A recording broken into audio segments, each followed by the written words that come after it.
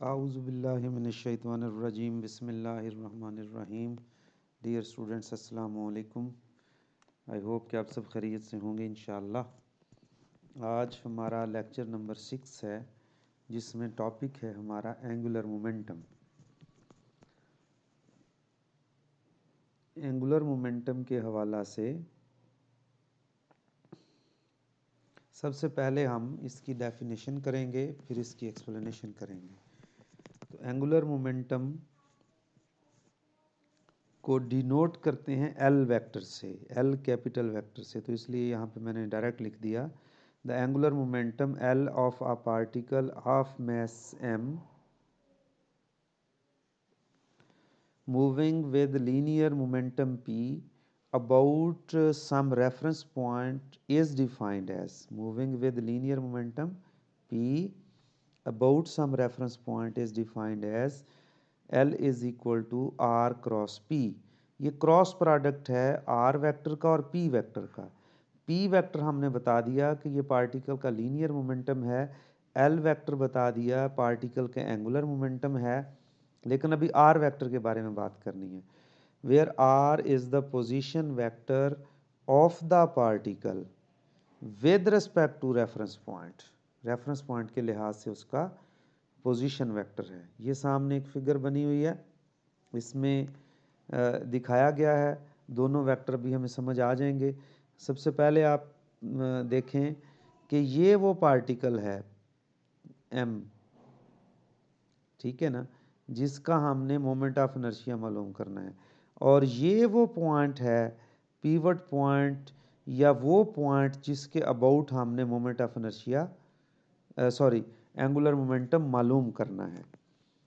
और इस पॉइंट के ऊपर जो फोर्स एक्ट कर रही है, उस फोर्स का वेक्टर ये है, इस पार्टिकल का जो लीनियर मोमेंटम है वो ये वेक्टर है। और फिर अब आर वेक्टर आपको समझ आ गया होगा। ये जो जिस पॉइंट के about moment of angular momentum मालूम करना है, वहां से लेकर के पार्टिकल का पोजीशन वेक्टर है। तो इसलिए ये वाला वेक्टर आपके सामने। तो आर क्रॉस पी निकालने के लिए हमें पता है फार्मूला होता है, आर क्रॉस पी का फार्मूला हो जाएगा R P sine of theta. तो L is equal to R P sine of theta into n unit vector. ये हमने क्रॉस प्रोडक्ट खोल दिया इसका ना। ये थीटा जो है ये बड़ा एंगल होगा between momentum vector and position vector. अब आप गौर करें, ये है मोमेंटम वेक्टर और ये है पोजीशन वेक्टर। तो मैंने आपको बारहा ये बात समझाई हुई है कि अगर दो वेक्टर आपके पास हों, आप उनके दरमियान एंगल देखना चाहें, तो सबसे पहले आप उनकी जो टेल्स हैं उनको इकट्ठा कर लें। तो फॉर द प्रेजेंट केस इस वेक्टर को उठा करके हम यहाँ पे रख लेते हैं आर वेक्टर को। तो ये अब इन दो वेक्टर के दरमियान जो है एंगल वो वाजे हो गया। ठीक होगी बात। इस तरीके से साइन ऑफ एंगल आ जाएगा और एंगल हम इस तरीके से देख सकते हैं, डिटरमिन कर सकते हैं। Magnitudes, the magnitude of angular momentum is a vector quantity and its magnitude is given by. तो आपको बारहा समझाया हुआ है कि अगर इस तरीके से वेक्टर लिखा हुआ तो एन यूनिट के बगैर जो चीज़ भी होती है वो उसकी मैग्नीट्यूड कहलाती है। और वेक्टर की मैग्नीट्यूड को रिप्रेजेंट करने के लिए उसी की सिंबल से डिनोट करते हैं, लेकिन विदाउट एरो। तो ये देखेंगे। अब हमें पता है कि किसी भी पार्टिकल का मोमेंटम जो होता है उसका मास इनटू वेलोसिटी होता है। तो इस सूरत में फिर ये formula M we R is equal to M we are sine of theta हो गया। L is equal to theta is the smaller angle between R and P. Direction, the direction of angular momentum is perpendicular to the plane containing r and p and its sense is determined। sense mean फर्ज किया ये इस तरीके से आपके पास plane है ना, तो प्लेन में ये भी परपेंडिकुलर है और इसका डाउनवर्ड की तरफ भी परपेंडिकुलर हो सकता है। तो सेंस का मतलब ये होता है कि ये जो प्लेन आर और पी से बनेगा, जैसे कि मैंने आपको समझाया हुआ वहाँ पे प्लेन बनना ए और बी वेक्टर से, याद होगा आपको। तो इस तरीके से जो बनता है ये प्लेन, यहाँ पे आर और पी की वजह से प्लेन बनेगा। तो right hand rule for cross product हमें बताएगा कि उसकी सेंस क्या है, यानी वो अपवर्ड है या डाउनवर्ड है। यूनिट ऑफ एंगुलर मोमेंटम, ऐसा unit of angular momentum is kilogram metre per second, और इसी को हम लिख सकते हैं joule into second, joule into second. ये मैं थोड़ा सा आपको बना के दिखा दूं ताकि याद रह जाए, kilogram metre square per second. अब हम ये करते हैं कि किलोग्राम मीटर स्क्वायर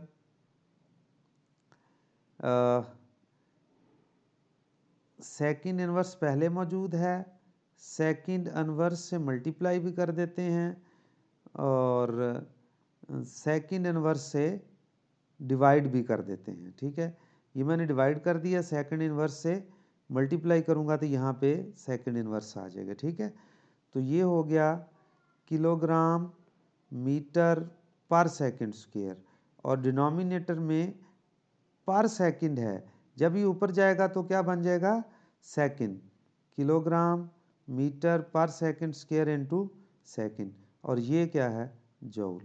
ये आप खुद से भी वर्क के यूनिट से देख सकते हैं।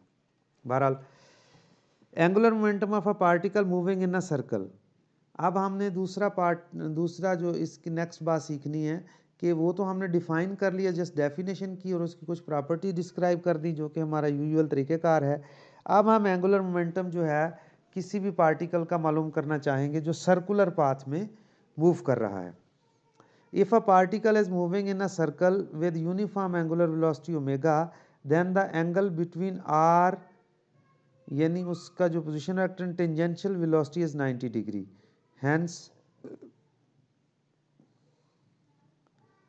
टेंजेंशियल वेलोसिटी क्यों कहा, इसका थोड़ा सा मैं आइडिया आपको बता दूं। ये इस तरीके से सर्कुलर पाथ में अगर एक पार्टिकल यहाँ पे मूव कर रहा है तो इसकी जो वेलोसिटी है वो हमेशा टेंजेंट के अलोंग होती है, तो जिधर वेलोसिटी होती है वहीं मोमेंटम होता है उस डायरेक्शन में, इसलिए पता चलाया।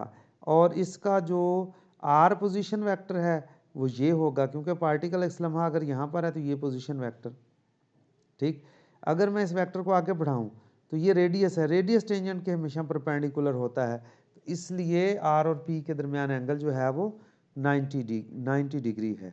तो उस सूरत में फिर आपके पास L is equal to M we are sine of 90 degree, और sine of 90 degree is equal to 1 होता है, तो इसलिए L is equal to M we r. तो बाज़ दफ़ा ये इसको एल नॉट भी लिखा हुआ होता है। ठीक है जी, एल नॉट मीन ऐसे पार्टिकल का मोमेंटम जो सर्कुलर पाथ में मूव करता है। अब इस फार्मूले को थोड़ा सा और हम मॉडिफाई कर सकते हैं। हमें पता है कि v is equal to R omega होता है जब कोई पार्टिकल सर्कुलर पाथ में मूव करे, तो इसको हम इक्वेशन नंबर 1 में पुट करेंगे। 1 इक्वेशन है L naught is equal to M we R, और v की जगह आर ओमेगा पुट करेंगे तो ये हो जाएगा M R omega into R, R R square हो गया, एम आर स्क्वायर ओमेगा, ये एल नॉट हो गया, ये formula which is the required relation. अब उसी तरीके से उसी तसलसल से जैसे हम पहले कोई चीज़ डिफ़ाइन करते हैं, फिर उसको सिंगल पार्टिकल के लिए डिफ़ाइन करते हैं, फिर उसको रिजिड बॉडी के लिए डिफ़ाइन करते हैं, इसी तरीके से हमने सबसे पहले एंगुलर मोमेंटम को डिफ़ाइन किया, फिर सिंगल पार्टिकल के लिए जो एंगुलर मोमेंटम डिफ़ाइन किया था उसको अप्लाई किया हमने एक ऐसे पार्टिकल, सिंगल पार्टिकल के लिए जो सर्कुलर पाथ में मूव करता था, तो उसका मोमेंट ऑफ उसका जो एंगुलर मोमेंटम है वो कैलकुलेट कर लिया हमने। अच्छा, एंगुलर मोमेंटम सिंगल पार्टिकल से एक फार्मूला बनाना है, वो याद रखना है आप लोगों ने, वो हो सकता है आपको एमसीक्यू वगैरह के लिए याद रखना पड़े। अभी हमने ये फार्मूला बनाया L is equal to m are square omega. गौर करें ज़रा, ये क्वांटिटी क्या है, ये मोमेंट ऑफ इनर्शिया नहीं है पार्टिकल का, तो L is equal to I omega.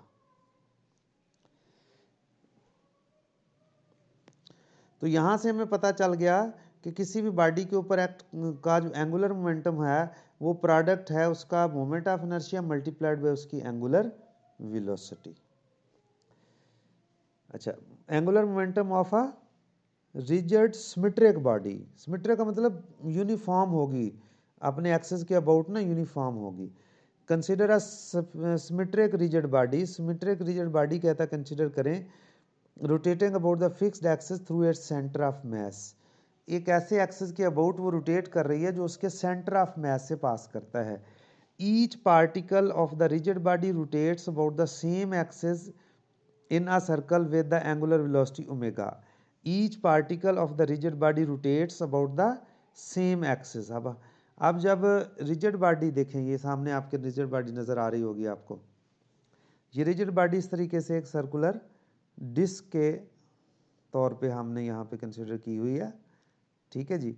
ये सर्कुलर डिस्क है, ये सिमेट्रिक है, इसमें से एक पास करता है एक्सिस ऑफ रोटेशन और उसके अबाउट हमने इसको रोटेट करवाया है वो इस तरीके से, और रोटेशन की वजह से उसका जो मोमेंट उसका जो एंगुलर मोमेंटम है उसको हमने कैलकुलेट करना है। उसके लिए जब हम रिजिड बॉडी कंसिडर की तो हमने कहा कि यहाँ पर अगर एक पार्टिकल है, एक पार्टिकल यहाँ पर है, एक पार्टिकल यहाँ पर है, जब ये बॉडी इस तरह रोटेट कर रही है तो ये पार्टिकल सर्कुलर पाथ में मूव कर रहे हैं। अब चूंकि बॉडी रोटेट करती है एंगुलर वेलोसिटी ओमेगा से, तो इसका मतलब है हर पार्टिकल इसका जो है वो सर्कुलर पाथ में रोटेट कर रहा होगा about this axis in the with the angular velocity omega. The magnitude of angular momentum of mass m i, उनमें से किसी एक पार्टिकल को हमने कंसिडर कर लिया यहाँ, जैसा कि यहाँ पे शो किया गया है। तो ith पार्टिकल जो है वो about the centre O is M I we I R I. अभी एंगुलर मोमेंटम का फार्मूला यहाँ पे आपने देखा होगा, ये L is equal to M we R. किस पार्टिकल का है? जो सर्कुलर पाथ में मूव करता है, उसका मास मल्टीप्लाइड बाई उसकी वेलोसिटी मल्टीप्लाइड बाई उसका distance from the axis of rotation या from the centre of the circle. तो चूंकि ith पार्टिकल है इसलिए m I we I R i ले लिया। Since we I is equal to are I omega, इसमें omega i क्यों नहीं लिखा? ओमेगा आई इसलिए नहीं लिखा कि बॉडी जो है वो, जो रिजिड बॉडी है वो अगर ओमेगा वेलोसिटी से मूव कर रही है तो उसका हर पार्टिकल भी ओमेगा वेलोसिटी से ही रोटेट कर रहा होगा। तो फिर ith पार्टिकल का जो एंगुलर मोमेंटम होगा वो हो गया M I are I square omega. निकाला कैसे? M I we I R I, since we I is equal to are I omega. अब इसमें मैंने ओमेगा आई नहीं लिखा, मैंने बताया हर पार्टिकल सेम एंगुलर वेलोसिटी से मूव कर रहा है, तो इसलिए तो जब ये वैल्यू पुट करेंगे एम आई वी आई की जगह पुट करेंगे R I omega into R I पहले मौजूद है, तो ये हो गया M I are I square omega. ये गौर करें ज़रा, ये अब अगर हम इस रिजिड बॉडी का टोटल एंगुलर मोमेंटम मालूम करना चाह रहे हैं तो फिर हर पार्टिकल के एंगुलर मोमेंटम को जमा कर देंगे। अब हमने ये सपोज कर लिया कि उसके हमने n पार्टिकल बनाए हुए हैं, तो फिर total angular momentum will be equal to sum over I to n M I are I square into omega. अब गौर कर लें, ये ओमेगा जो है चूंकि सब में एक जैसा था इसलिए मैंने इसको कांस्टेंट ले लिया। Where I is the I is equal to sum over I M I are I square is the moment of inertia of the rigid body. 10, तो फिर हम इस रिलेशन को लिख सकते हैं, और बल्कि लिख दिया यहाँ पे, L is equal to I omega. Spin angular momentum, अब यूजुअली जो एंगुलर मोमेंटम है वो दो तरह का डिस्क्राइब किया जाता है, स्पिन एंगुलर मोमेंटम और ऑर्बिटल एंगुलर मोमेंटम। तो सबसे पहले हम देखते हैं कि स्पिन एंगुलर मोमेंटम जो है वो क्या है। अच्छा, ऑर्बिटल एंगुलर मोमेंटम और spin angular momentum. The angular momentum of a spinning body is called spin angular momentum. और स्पिन करना किसको कहते हैं? अगर फर्ज किया ये मेरे पास एक पार्टिकल है और इसके सेंटर में से एक एक्सिस पास करता है, तो अगर ये पार्टिकल अपने ही एक्सिस के, ये इसका अपना ही एक्सिस है, इसके गिर्द रोटेट करे तो हम कहते हैं ये बॉडी स्पिन कर रहा है। लेकिन इसके बरक्स अगर इसी तरीके से एक बॉडी हो और यहाँ पर एक हम एक्सिस बना दें, लाइन बना दें, और ये पिवट पॉइंट ले लें और इसको इस लाइन के गिर्द घुमा दें, ठीक है ना, तो ये ऑर्बिटल मोशन कहलाएगा, ऑर्बिटल मोशन। वो क्या कहलाएगा, स्पिनिंग मोशन। ये याद रखना अब आप, ठीक है जी।